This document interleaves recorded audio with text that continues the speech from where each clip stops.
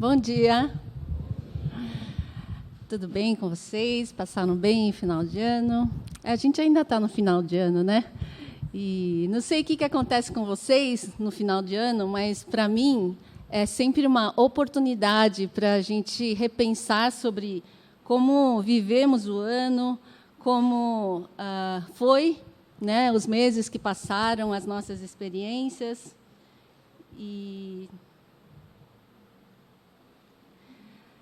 Então, para mim, esse é um período de uma boa oportunidade para repensarmos sobre muitas coisas, né? Já que vem um novo ciclo, né? As crianças podem subir, que vai ter o culto infantil com a tia lá em cima. Tá? Acho que não. As crianças podem subir.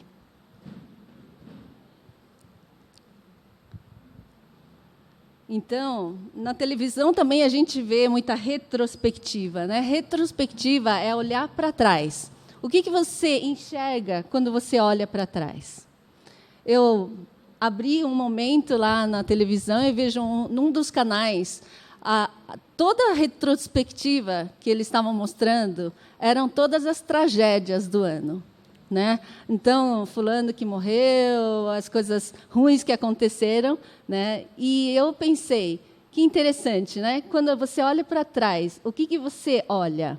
O que você percebe? Será que você só percebe as coisas ruins que aconteceram? Né? Se você pegar a história dos 10 anos para trás, será que todos os anos não tiveram as tragédias também? Né? As personalidades, as pessoas importantes também não morreram, né? Todo ano, né, tem as mortes, todo ano tem as coisas, desabamento, isso, aquilo. Mas quando você olha para trás e só vê as coisas negativas, você pensa, nossa, que ano ruim que foi esse, não é assim? Né? Mas, na verdade, se você olha para trás, há muitas coisas também que a gente pode agradecer e comemorar. Né? Às vezes, você olha para a sua vida e você pensa, nossa, parece que eu repeti de ano, né? Tive que passar por as mesmas dificuldades toda vez, né? E a gente não percebe as novidades da vida que Deus prepara para nós. A gente só vê as coisas, puxa, eu tive que trabalhar de novo, eu estou na mesma firma, eu estou na mesma escola, estou com o mesmo marido. Não. Não, mas às vezes a gente pensa... Não que eu pense assim, mas... As pessoas, né? Graças a Deus que eu estou com o mesmo marido há 25 anos. Mas é tão interessante que o mesmo marido de 25 não é o mesmo marido de 25 anos atrás, né? Porque a cada ano é uma novidade de vida. Né? Isso que é interessante. Às vezes eu tenho uma grande admiração pelos professores que todo ano ensinam a mesma coisa, não é? Aí você pensa, nossa, não deve ser tão entediante, todo ano ter que ensinar a mesma coisa? Né? Mas a verdade é que os alunos mudam, e as histórias mudam, e as experiências mudam, e aquilo que você faz para aqueles alunos faz toda a diferença e aquilo se torna novo. Assim também você pode pensar, nossa, a gente está pastoreando essa igreja há tantos anos, todo ano é a mesma coisa, tem que fazer isso, programado para o Natal, e depois tem a Páscoa, tem... Né? Você pode também pensar isso, que às vezes a gente vive numa repetição. Mas eu acho que tem coisas que Deus permite que a gente repete de experiência, porque, de alguma forma, a gente não passou de ano. Né? Tem certas coisas que a gente precisa aprender de novo para ver se a gente aprende de vez. Né? Só que, quando a gente não aprende e a gente só fica esperando o recreio. Você conhece pessoas assim, que só fica esperando o recreio? Vai para a escola e só fica esperando o recreio? Né? Porque acha que a vida acontece no tempo do recreio. Né? Ou você não pensa assim? Você vai para a escola para estudar. Né? Quando você vai trabalhar, você pensa no dia a dia do seu trabalho ou você pensa nas férias que você vai ter daqui a um mês? né? Muitas vezes a gente vive para as férias que nós vamos receber por causa desse trabalho. E a gente acha que a vida acontece quando você vai para fora, quando você vai viajar, aí você tem as experiências e a vida acontece no recreio. Mas, na verdade, a vida acontece no dia a dia, né? Na sala de aula, nas provas e também nos recreios, né? E é um momento também para a gente fazer uma revisão de vida, né? Uma das coisas que eu gosto muito do meu marido é que ele é muito cuidadoso com as coisas que tem. Então, todo ano, ele vê o carro, né, manda para revisão, vê o que não está bom, o que precisa melhorar. Né, e, por causa disso, os carros dele são sempre muito bem cuidados. Né? Então, a gente não passa por muitos apuros, porque ele faz essa revisão. E é importante que a gente faça essa revisão na nossa vida também. A gente não viva gastando toda a nossa energia sem parar para perceber se tem alguma coisa errada na nossa vida, né? Infelizmente, nós vivemos num mundo onde as pessoas não propiciam muito isso, porque a gente tem há tantas informações, tantas coisas que atraem nossa atenção, que a gente não para a gente olhar para dentro e ver se há algo que precisa ser mudado. E uma coisa que eu quero afirmar para vocês nessa manhã é que sempre existe algo que precisa ser trabalhado na nossa vida, né? Esse é o processo de santificação que Deus deseja para todos os cristãos. Que a gente olhe para dentro e a gente pergunte, né? Não só, eu ganhei mais que ano passado. Não, pergunte assim, será que tem alguma coisa na minha vida que está destoando daquilo que Jesus Cristo é? Porque, às vezes, a gente só avalia naquilo que o mundo acha que é importante, mas a gente não avalia naquilo em que Deus acha que é importante. E o que Deus acha que é importante na nossa vida é que a nossa vida se revele cada vez mais parecido com Cristo. Então, é importante, na sua revisão, você pensar, há algo na minha vida que se aproxima mais de Cristo? Ou algo na minha vida que não tem nada a ver com Cristo e que precisa ser modificado? E, por fim, a gente precisa também entender que Deus está trabalhando para a nossa renovação. Há algo novo que Deus está preparando para nós. Você acredita nisso? Que o ano que vem não vai ser uma repetição, não vai ser tudo aquilo de novo. Não, na verdade, hoje há algo novo de Deus para você. E ano que vem também há muitas coisas novas que Deus tem para você.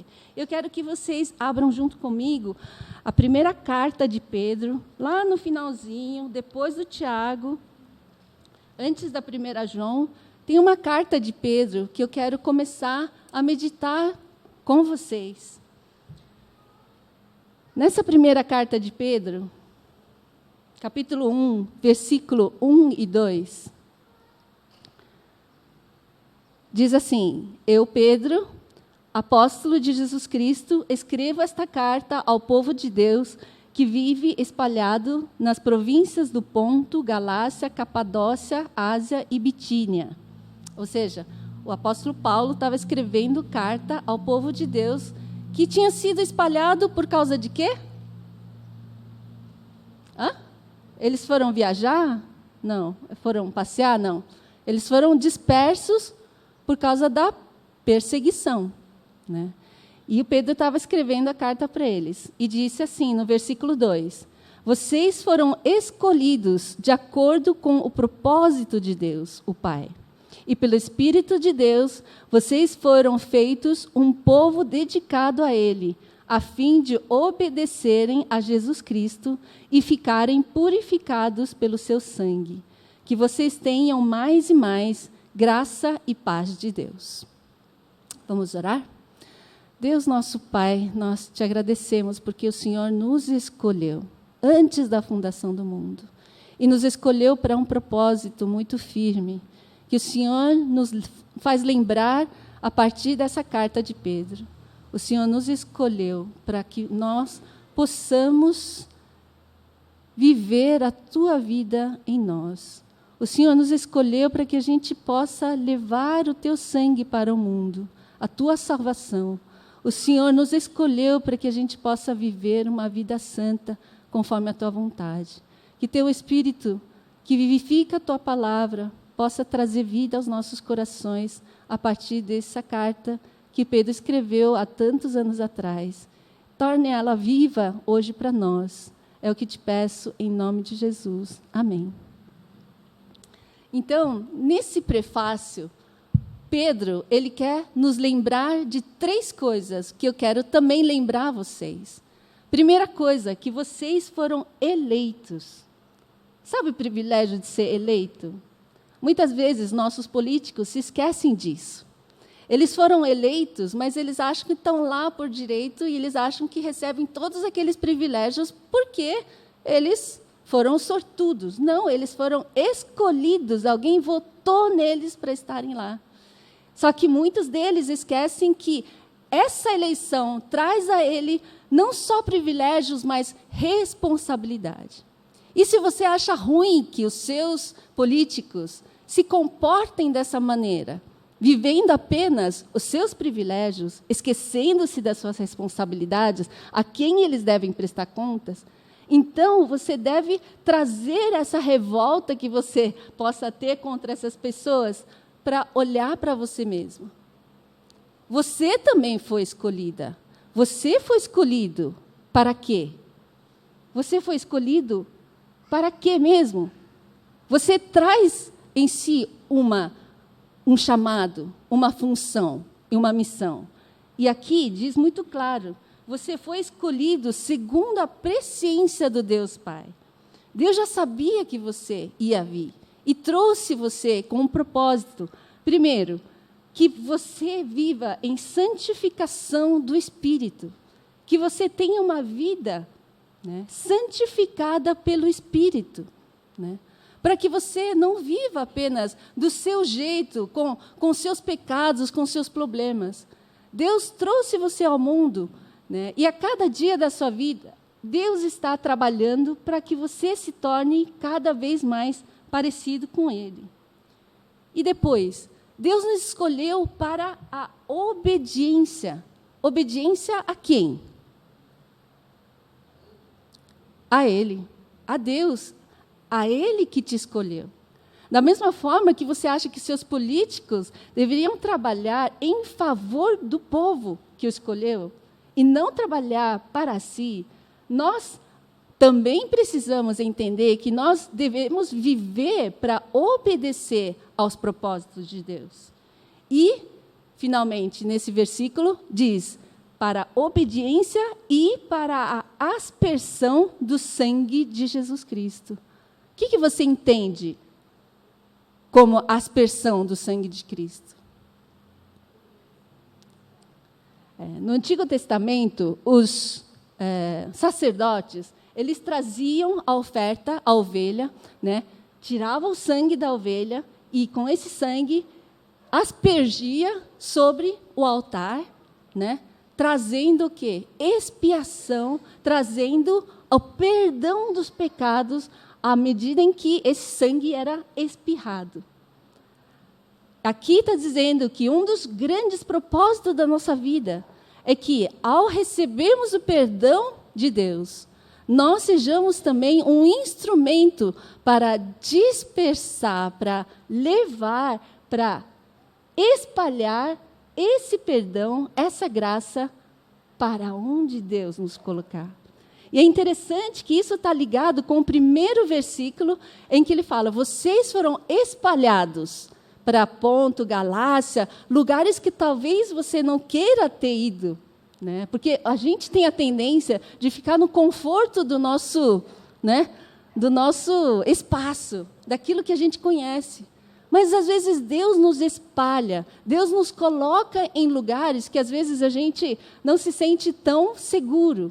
Mas talvez é porque Deus esteja precisando que esse seu sangue, a sua graça, o seu presente, seja espalhado para lugares onde estejam sendo necessários. Semana passada, nós lemos um versículo, ou nós tivemos um culto em torno do versículo-chave, lá em João 1, 12 e 13, que diz: aos que creram e receberam, deu-lhes o poder de serem feitos filhos de Deus. Estes nasceram pela vontade de Deus e têm um propósito para essa sua nova vida. Santificação, que a gente aprenda a obedecer e que sejamos difusores da salvação trazida por Jesus Cristo. Vamos continuar, então, no versículo 3 a 5, diz assim: louvemos ao Deus e Pai de nosso Senhor Jesus Cristo, por causa da sua grande misericórdia, Ele nos deu uma nova vida pela ressurreição de Jesus Cristo. Por isso, o nosso coração está cheio de uma esperança viva. Assim, esperamos possuir as ricas bênçãos que Deus guarda para o seu povo. Ele as guarda no céu, onde elas não perdem o valor e não podem se estragar, nem ser destruídas. E essas bênçãos são para vocês, que por meio da fé são guardadas pelo poder de Deus para a salvação que está pronta para ser revelada no fim dos tempos. Aqui eu preparei essa mensagem numa versão da Bíblia que eu leio, né, que é revista atualizada, mas essa versão que eu estou lendo é na nova versão internacional. Mas nesse texto diz: bendito Deus Pai que nos regenerou para uma viva esperança. Né? Essa viva esperança, Deus nos salvou para quê? Né? Na semana passada, nós falamos desse privilégio de ganharmos esse presente de Deus, que é a vida nova em Jesus. Quando você recebeu Jesus no seu coração, você ganhou uma nova vida. Esse regenerar tem a ver com nova vida. Né? Aquelas coisas velhas já passaram. Né? E essa nova vida que recebemos de Jesus, quando você aceitou Jesus como seu Salvador, ela potencializa dentro de você uma nova e uma viva esperança, mediante a ressurreição dentre os mortos, para uma herança incorruptível. Sabe o que você ganhou junto com essa nova vida? Você se tornou um filho legítimo de Deus, um filho adotado de Deus. E todo filho recebe uma herança. E o que nós recebemos como filhos de Deus? Que tipo de herança que é? E aí esse texto fala: você pode ter muita esperança, muita alegria, porque você recebeu uma herança que não pode ser roubada, que não pode ser estragada, que não pode ser, como fala, desvalorizada. As pessoas que têm muito dinheiro ficam muito preocupadas com as economias, porque têm medo que aquilo que têm seja desvalorizado por alguma razão. Mas quando o nosso grande valor está nos céus, está naquilo que não pode ser roubado, né? Essa herança incorruptível, sem mácula, imarcessível, reservada, guardada nos céus para vós outros. Ela é guardada para a salvação preparada para revelar-se no final dos tempos. É nesse sentido que todo filho de Deus deveria se sentir tremendamente abençoados e ricos. Né? Mesmo que você seja disperso para um lugar onde você não esperava. Né? Hoje a gente vê a realidade de muitas pessoas que foram arrancadas da sua terra natal, né, por conta ou da perseguição ou da tragédia. Né? E muitas vezes essas pessoas perderam tudo, né? As suas casas, né? Largaram suas casas para vir aqui no Brasil, né? Como aconteceram com muitos venezuelanos. E às vezes a gente olha para essa situação e a gente só vê a tragédia. Mas para essas pessoas, para quem o apóstolo Pedro estava conversando, é que embora eles tenham sido dispersados para lugares novos, eles ainda tinham dentro de si, guardado nos céus, uma herança que nunca será roubada deles. E por isso, quando vocês tiverem isso na mente, vocês podem exultar de alegria. Por isso a gente pode ter um feliz ano novo, independente se você está empregado ou desempregado, se você tem uma casa ou você tenha que mudar de casa. Porque nisso exultais. Essas verdades devem ser os motivos principais da nossa alegria e satisfação. Essa herança pode ser experimentada pela presença do Espírito em nossas vidas, que é o penhor da nossa herança. Sabe? Quando nós nos tornamos filhos de Deus, o que a gente ganhou de mais precioso, sabe o que é? É o Espírito Santo. Porque o Espírito Santo em nossas vidas faz com que a gente lembre sempre da nossa cidadania, de onde a gente pertence e para onde a gente vai. É o Espírito Santo que regenera o nosso coração e nos faz ter valores celestiais e faz com que a gente possa verdadeiramente amar as pessoas. E aí a gente vê o verdadeiro valor em tudo que a gente faz. Porque independente do que você faz, você pode fazer com amor ou sem amor. Você pode fazer na força do Espírito ou pode fazer na força da carne. Se você faz na força da carne, mesmo que seja conduzindo uma igreja, servindo na escola dominical, você vai achar aquilo tedioso, chato e pesado. Mas quando você faz, sabendo que é o Espírito Santo que te move, aquilo traz novidade de vida para você todos os dias. Então, o Espírito Santo é a nossa garantia de que a gente vai ter a salvação plena lá quando a gente encontrar com Jesus lá no céu. Né? E essa salvação está sendo desenvolvida num processo de santificação em nossas vidas, em que nós somos transformados de glória em glória.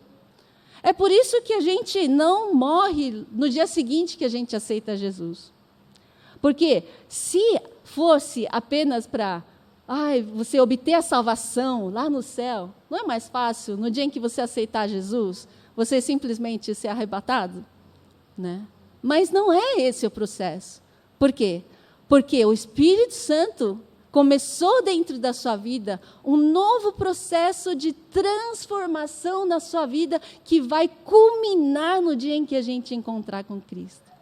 Por isso que não há um dia que a gente possa adiantar ou a gente possa postergar o dia em que Ele vai nos colher de volta. E por isso, continuando, em 1 Pedro, capítulo 1, versículos 6 e 7, diz: alegrem-se por isso, se bem que agora é possível que vocês fiquem tristes por algum tempo, por causa dos muitos tipos de provações que vocês estão sofrendo.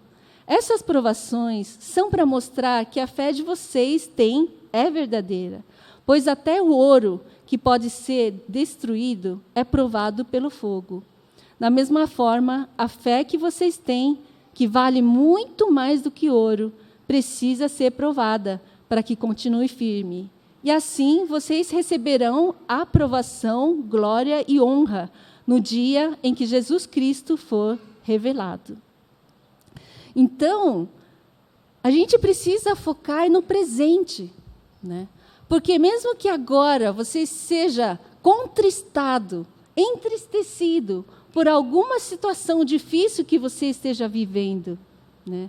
Você precisa entender que nada disso fugiu ao controle de Deus. Deus está nos dando lições permanentes, diários, dia a dia, para que a gente possa realmente ver o valor da nossa fé. Né? E assim como o ouro, para ser depurado, ela precisa passar pelo fogo, a nossa fé também precisa ser depurada através das dificuldades, das provações, para que, no fim das contas, nós possamos realmente devolver a Deus a verdadeira honra, louvor e glória quando nós nos encontrarmos com Ele. Deus está fazendo um trabalho de artista, de artesão, de professor, de pai maravilhoso em nossas vidas. Assim como você não espera que o seu filho, né, cresça, né, aos 30 anos com a mesma infantilidade e egoísmo de uma criança de 2 ou 3 anos, você trabalha e prepara ele, né? Muitas vezes dizendo não para certas coisas que ele quer. Não pode fazer isso, não pode agir. Olha, você trabalha com o seu egoísmo, você trabalha com o seu caráter. Por quê? Bom, eu não sei se vocês fazem isso, né? Porque muitos pais hoje se esqueceram dessa responsabilidade, né? Muitos pais hoje criam seus filhos para apenas satisfazer aos seus próprios interesses. E por isso que o mundo está tão difícil hoje. Mas nosso Pai Celestial não é assim. Desde o dia do nosso nascimento, Ele está trabalhando para que a gente possa se assemelhar cada dia mais com o seu Filho perfeito, Jesus Cristo. E por isso que todo dia, eu não sei se vocês avaliam também a educação dos seus filhos. Quando você olha para eles, você percebe assim, esse meu filho, essa minha filha tem um probleminha nessa área que eu preciso trabalhar. Você pensa assim? Ou, nossa, meu filho é perfeito, é maravilhoso, sorte de quem casar com ele. Não sei como vocês pensam, né? Mas a gente que conhece os nossos filhos, a gente também conhece os seus defeitos, né? E é da nossa responsabilidade não só trabalhar na vida dos nossos filhos, mas trabalhar em nossa própria vida. Porque se a gente não trabalha em nossa própria vida, que exemplos nós podemos dar para os filhos o dia em que a gente resolver corrigir eles? Deus, como um Pai amoroso, trabalha todos os dias na nossa vida para que a gente não se assemelhe ao Satanás, que a gente se assemelhe ao nosso Pai Celestial. Porque como que é Satanás? É mentiroso, é egoísta, não é? É um monte de tranqueira que a gente vê aí no mundo, que só faz outro sofrer, não é? Mas filho de Deus, Pai, não é assim, né? Então, nós vemos nesse texto, revisando, se necessário, sejamos contristados por várias provações, para que seja confirmado o valor da nossa fé, seja muito mais preciosa do que o ouro perecível, mesmo apurado pelo fogo. Resulte em louvor, glória e honra na revelação de Jesus Cristo, a quem amamos, mesmo sem tê-lo visto agora, mas nos enchendo de alegria e glória. É muito interessante, né? Quando a gente celebra o Natal, a gente não viu Jesus nascer, né? A gente não viu os reis magos, a gente não viu os pastores, a gente não viu os anjos anunciando. Mas nós cremos, e nós celebramos e nos alegramos.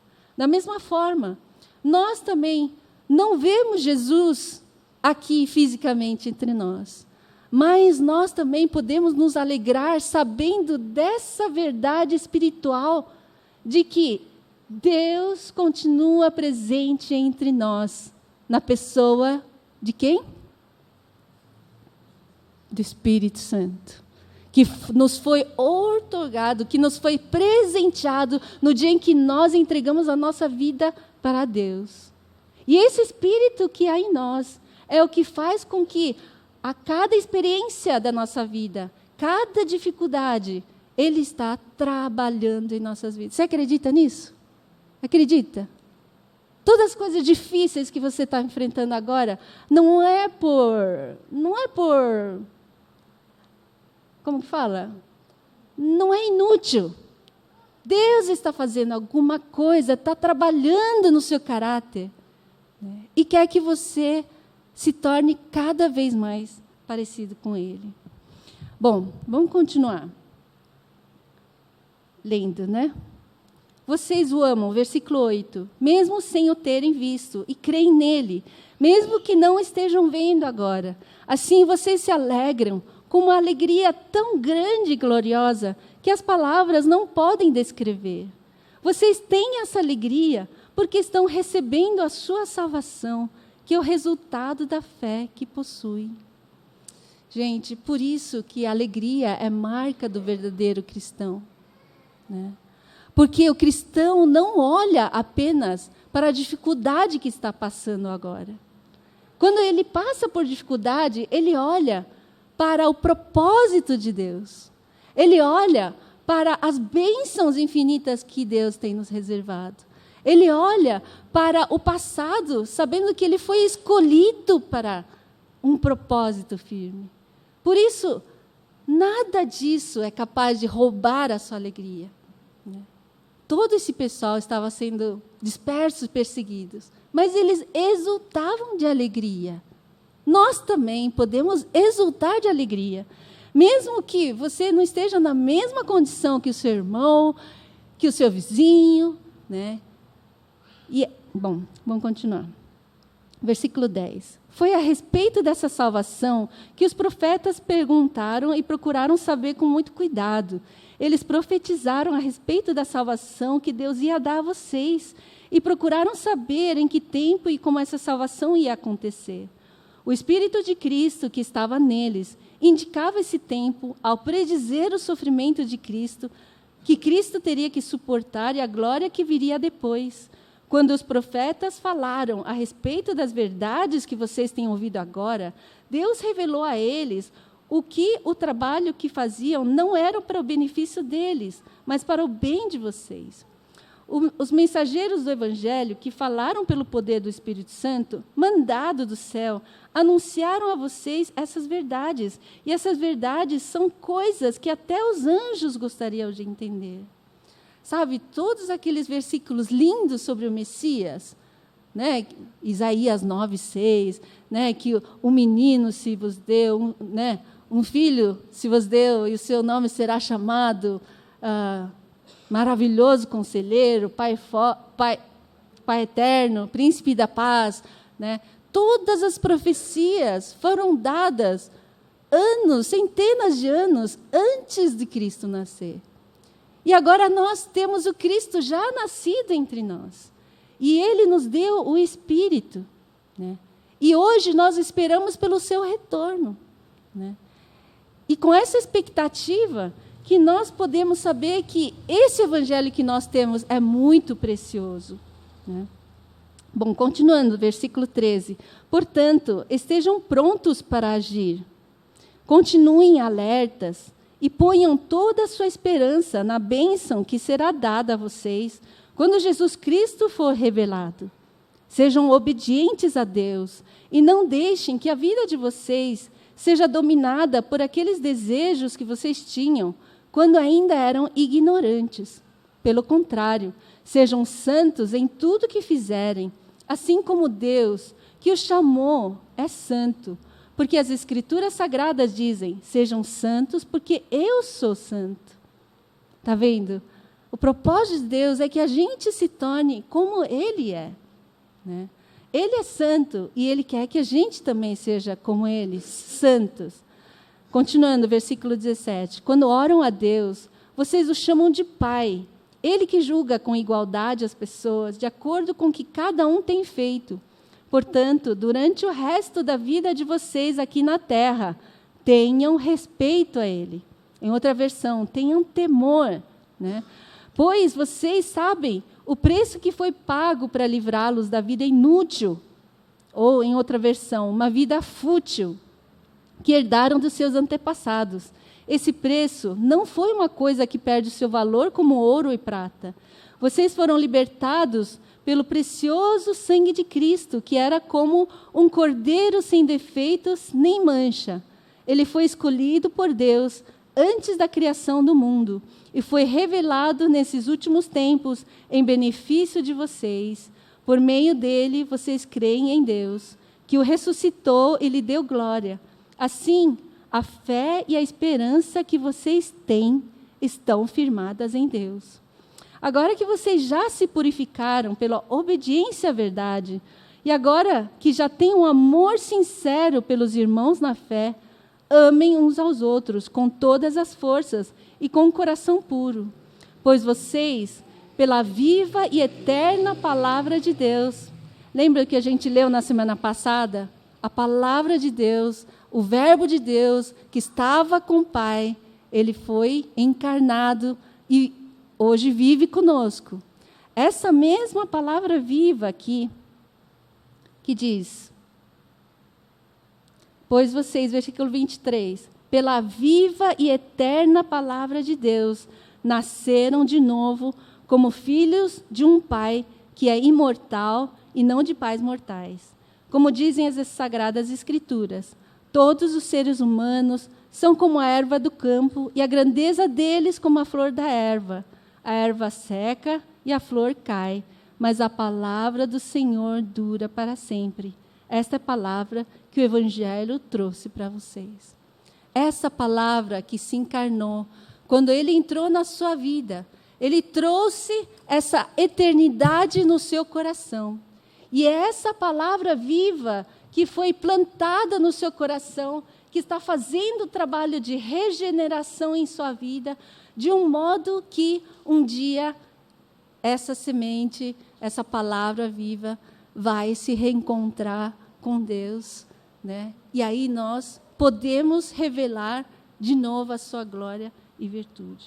Então, a boa mensagem celestial que eu quero trazer para vocês é isso, que a graça de Deus se revelou na pessoa de Jesus Cristo, que é o Cordeiro perfeito, que veio para tirar os pecados daqueles que creem nele, para nos perdoar, para nos purificar.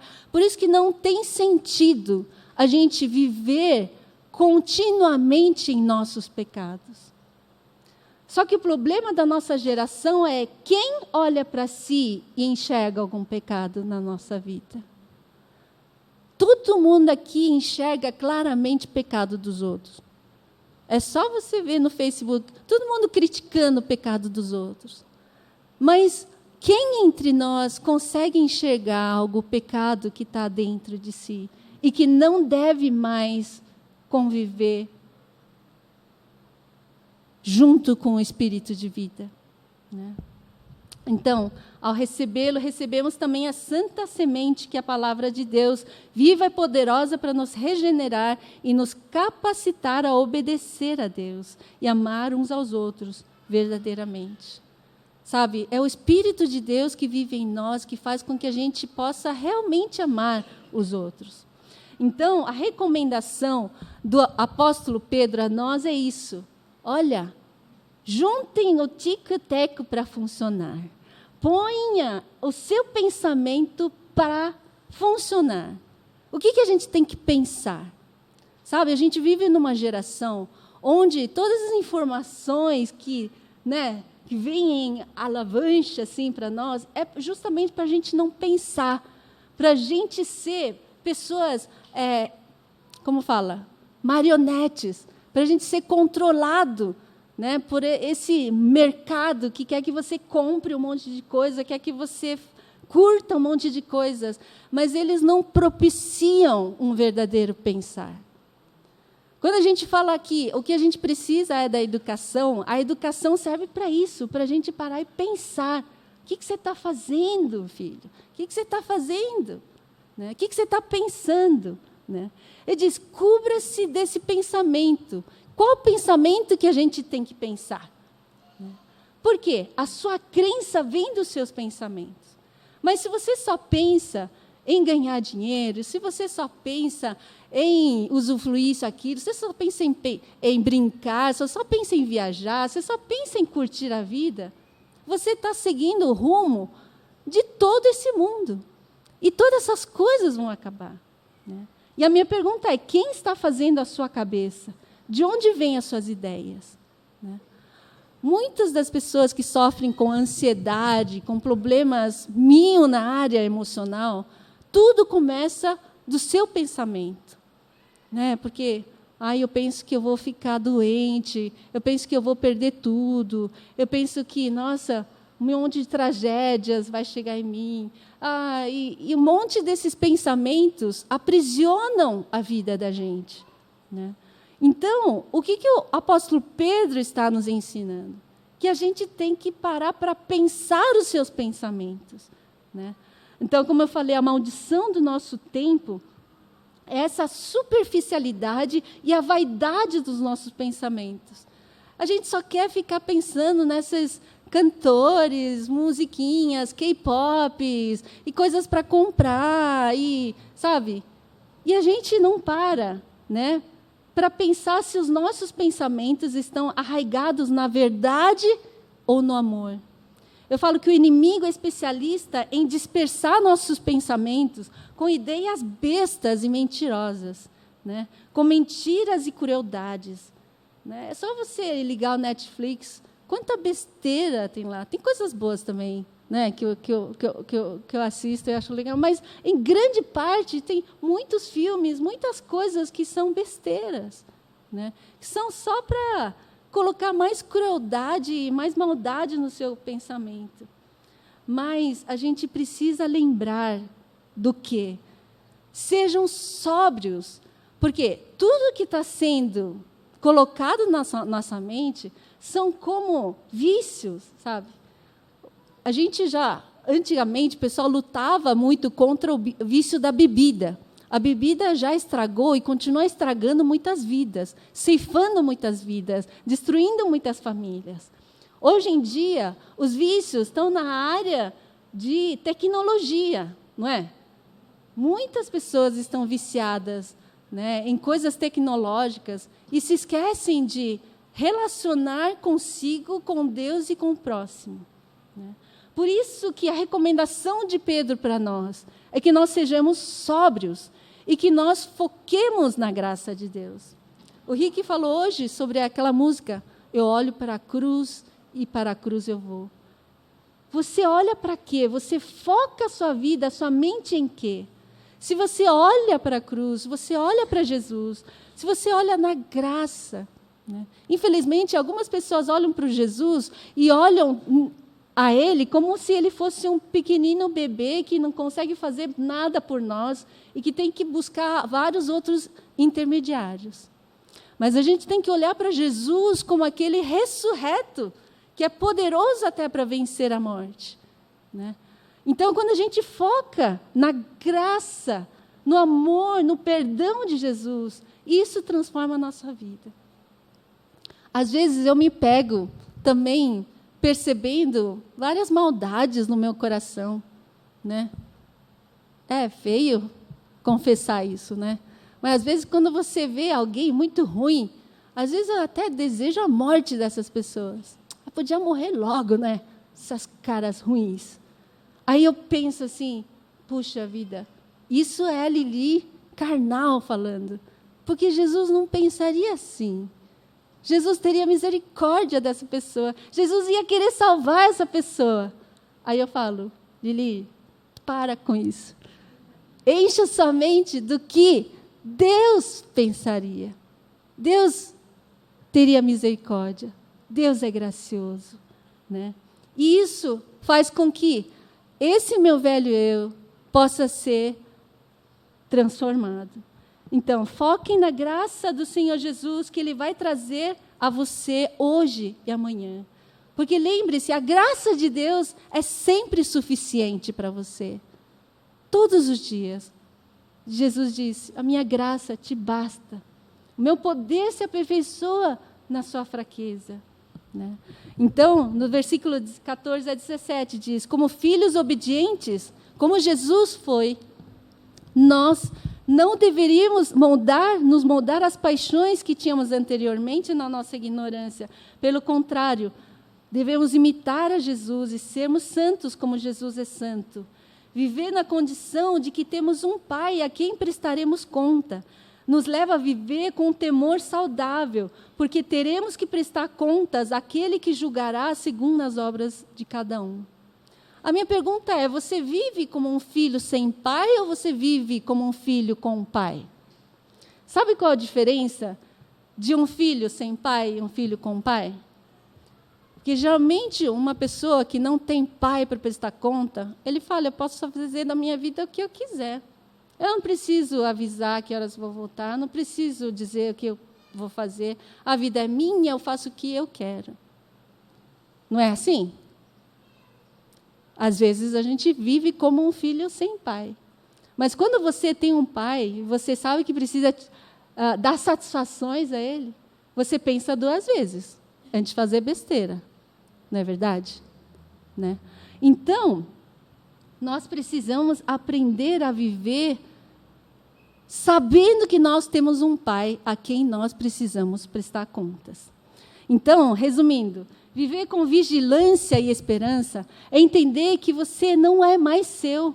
Como em Gálatas 2:20 diz, não sou meu, mas Cristo agora vive em mim, agora sou crucificado.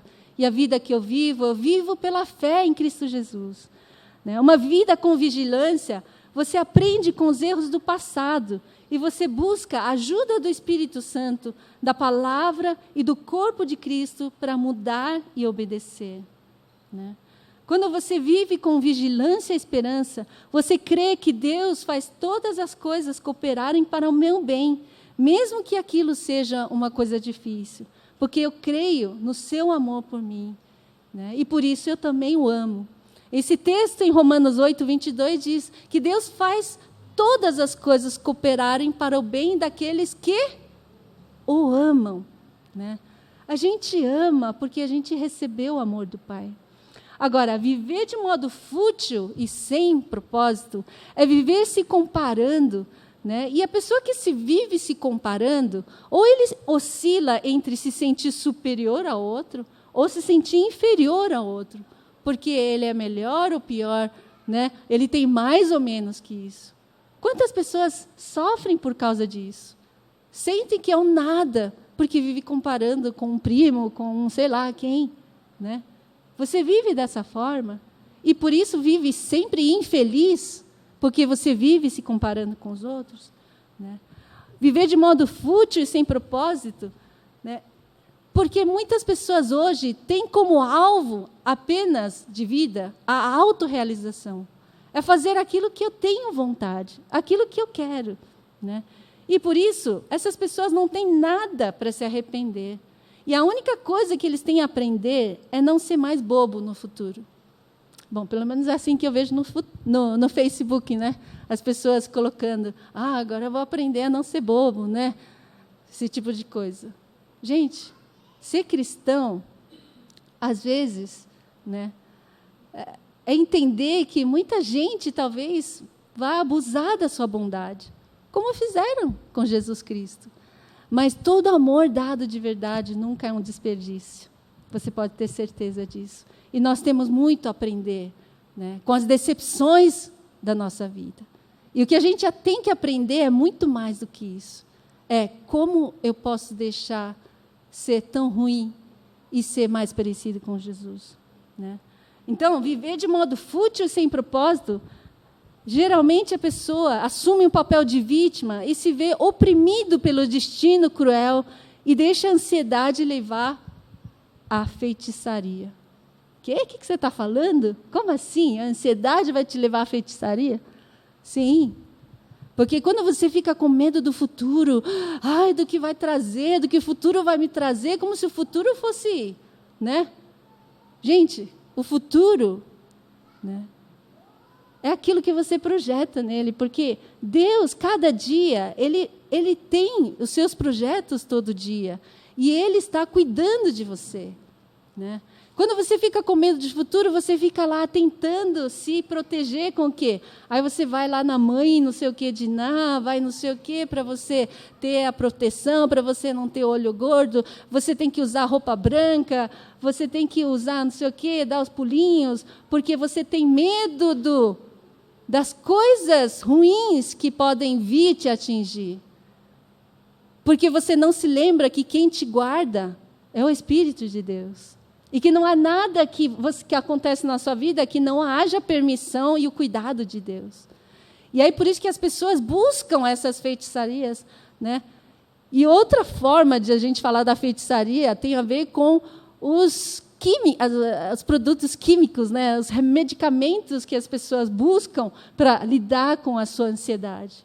Muitas pessoas não sabem como lidar e apenas recorrem a isso sem parar para pensar, puxa, por que meu coração está abatido? Por que eu estou ansiosa?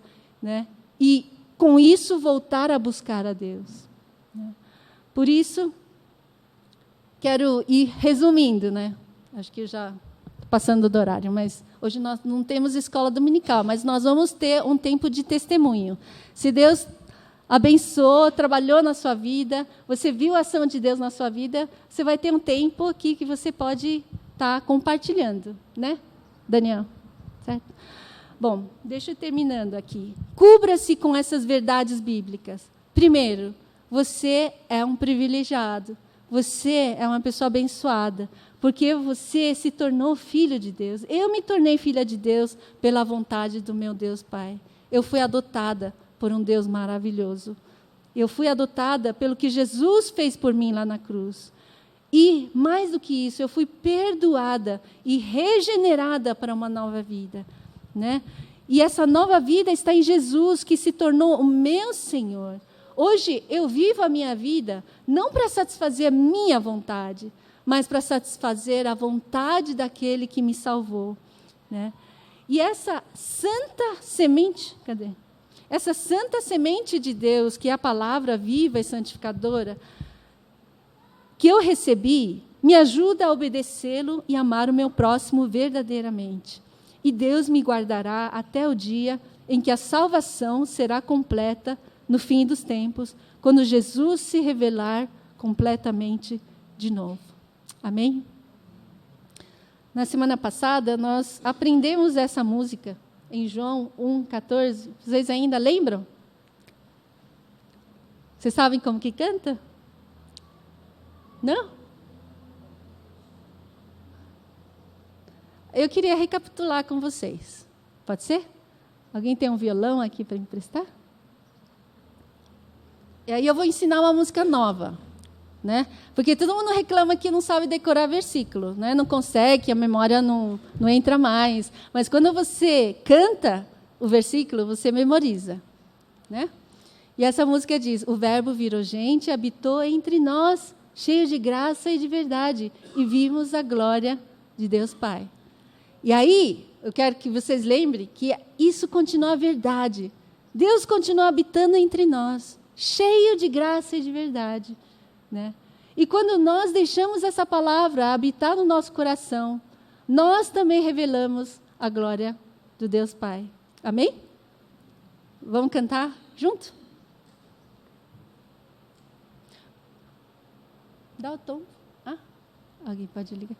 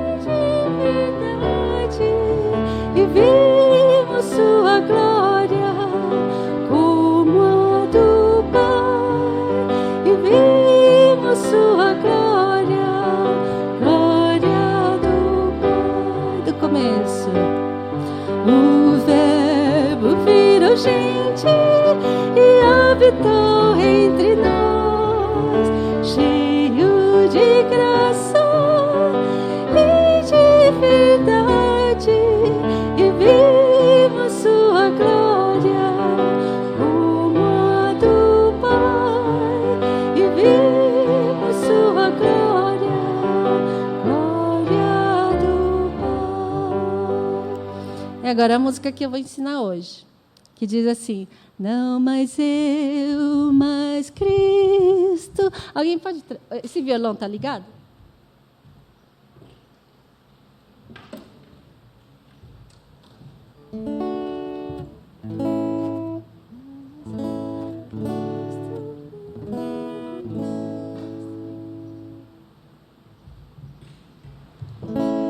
Não mais eu, mas Cristo vive em mim, já estou crucificado, e a vida que eu vivo, vivo pela fé no Filho de Deus. O outro estava muito agudo, agora ficou muito grave. Deixa eu ver. Não mais eu, mas Cristo vive em mim, já estou crucificado, e a vida que eu vivo,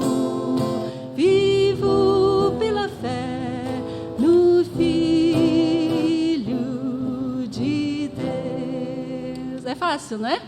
Vamos mais uma vez? Não mais eu, mas Cristo vive em mim, já estou crucificado, e a vida que eu vivo, vivo pela fé no Filho de Deus. Jesus me amou assim e se entregou por mim, e a vida que eu vivo, vivo pela fé no Filho de Deus. Obrigada, Senhor, por esta vida que o Senhor nos deu, que é uma vida para te glorificar, é uma vida para te obedecer, é uma vida cheia de bênçãos e graças, é uma vida cheia de riquezas, e essa herança que nós recebemos, que nos capacita a viver como o Senhor viveria aqui na terra. Obrigada, Senhor, por essa viva esperança. E por isso, Pai, quando nós nos lembramos disso sempre, nós podemos nos exultar de tanta alegria. E mal espero, Senhor, o dia em que o Senhor volte e nos recolha aqui. Mas enquanto isso não acontece, nos ajude a viver cada dia em novidade de vida, sabendo que o Senhor tem um sonho, um propósito para nós todos os dias. Eu sei, Pai, que as suas promessas são fiéis, e é tão bom poder confiar em Ti. É tão bom poder saber que nós pertencemos a Ti, e que o Senhor está trabalhando na nossa vida, e que o Senhor nunca desiste de nós, porque o Senhor é nosso Pai e nós somos Teus filhos. Obrigada, Senhor, por esta bênção, e que essa verdade encha nossas vidas e nos faça viver cada dia feliz no ano de 2020, sabendo que o Senhor está diante de nós, o Senhor está dentro de nós, o Senhor é a nossa retaguarda. Em nome de Jesus. Amém, Senhor.